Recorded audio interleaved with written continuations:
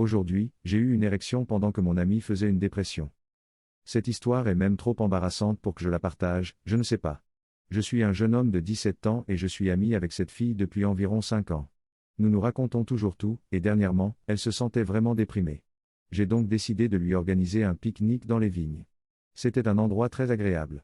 C'était une surprise pour elle, elle n'était pas au courant et s'est montrée très enthousiaste une fois sur place. Après le repas, nous avons commencé à parler de ses problèmes et elle s'est mise à sangloter. J'étais là et je ne savais pas quoi faire.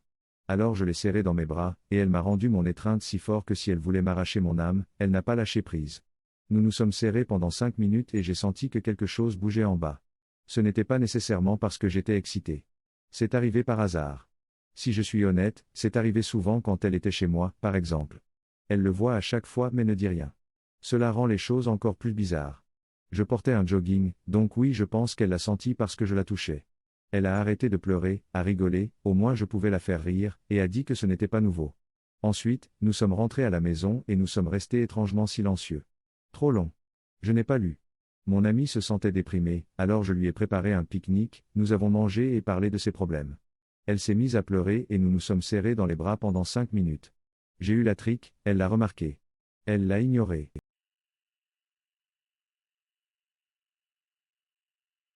Aujourd'hui, j'ai fait une erreur en retournant un colis Amazon à Home Depot.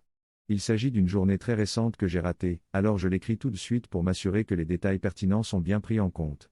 J'ai renvoyé un moniteur à Amazon aujourd'hui, ce que je fais habituellement en imprimant leur étiquette de retour, en la collant sur le côté de mon colis et en la déposant dans le centre UPS ou FedEx le plus proche. Cette fois-ci, ils m'ont donné la possibilité de l'apporter à mon Coles local, plus proche que mon bureau de poste, et le colis que je retourne est relativement lourd, alors j'ai décidé d'essayer. Après avoir emballé le colis conformément aux instructions d'Amazon et l'avoir chargé dans ma voiture, je me suis rendu chez Coles. Tout de suite, j'ai été accueilli par un homme qui devait manifestement faire des allers-retours dans le magasin pour transporter des cartons de Coles à son camion UPS. Il semble que ce soit l'endroit. Je suis entré et j'ai été immédiatement accueilli par une grande pancarte affichée en avant et au centre, les retours Amazon vont à Home Depot. D'accord, c'est nul, mais je ne vais pas faire une scène ici alors qu'il est clairement écrit au premier plan qu'il faut faire demi-tour, et qu'il y a beaucoup de travail d'expédition en cours en ce moment. La bonne nouvelle, c'est que Home Depot est juste au bout de la rue, alors je n'ai pas à m'en faire. J'ai transporté le moniteur jusqu'à ma voiture et l'ai mis dans le coffre. J'ai fait un tour chez Home Depot pour les informer de mes intentions, moniteur en main. La première femme à qui j'ai parlé avait du mal à croire que Home Depot acceptait les retours d'Amazon. Aussi poliment que possible, j'ai exprimé mon incrédulité, mais j'ai maintenu que le panneau m'avait dit d'apporter ce moniteur chez Home Depot. Le directeur a été appelé. Je lui ai expliqué la même situation et on m'a dit fermement qu'il n'y avait aucune chance que Home Depot soit impliqué dans cette affaire, que ce soit pour l'achat ou le retour. J'ai cru tout ce qu'elle m'a dit, mais j'étais incroyablement curieux de savoir pourquoi Coles, au bout de la rue, m'avait demandé de rapporter mon moniteur chez Home Depot. À ce stade, la responsable de Home Depot et moi-même avons eu la même idée d'appeler notre Coles pour aller au fond des choses. Je l'ai laissé faire puisque nous avions tous les deux composé le numéro en même temps. Elle s'est connectée à Coles assez rapidement et a eu un bref échange, expliquant ce que je lui avais dit à propos du colis et demandant pourquoi il y avait un panneau devant Coles disant aux gens d'apporter les retours Amazon chez Home Depot. Après une interaction étonnamment brève, elle a raccroché. Le responsable de Home Depot m'a expliqué la situation de la manière suivante, chez Coles, il y a bien un panneau devant le magasin qui explique où aller. Ce panneau indique, les retours Amazon vont au département Home. Trop long. N'a pas lu. J'ai essayé de renvoyer un colis Amazon à Home Depot alors qu'il aurait dû aller chez Coles.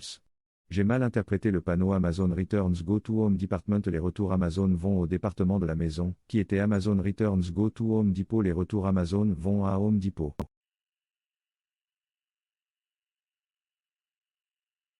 Aujourd'hui, j'ai fait une erreur en buvant des centaines de fourmis tout au long de l'été. Pas aujourd'hui, mais l'année dernière. J'étais le seul au bureau à boire de la crème avec mon café, alors ils m'ont offert un énorme récipient de crème avec le gicleur sur le dessus du couvercle, vers le mois d'avril. Les 2 premières semaines, tout allait bien, rien ne sortait de l'ordinaire. Puis, pendant 2 semaines, j'ai été mis en quarantaine en raison de la recherche des contacts et, à mon retour, nous n'étions plus que 3 dans le bureau, personnel essentiel.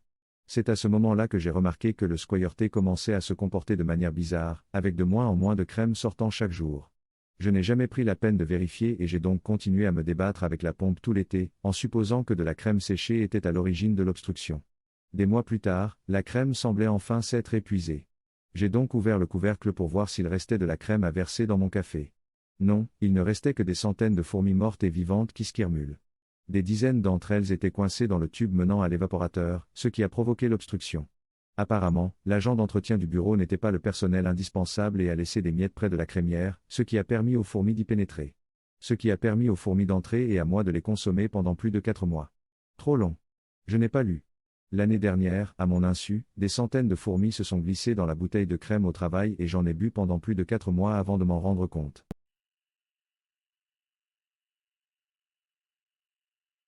Aujourd'hui, j'ai fait la vaisselle. C'est arrivé hier. Hier, c'était la fête des mères.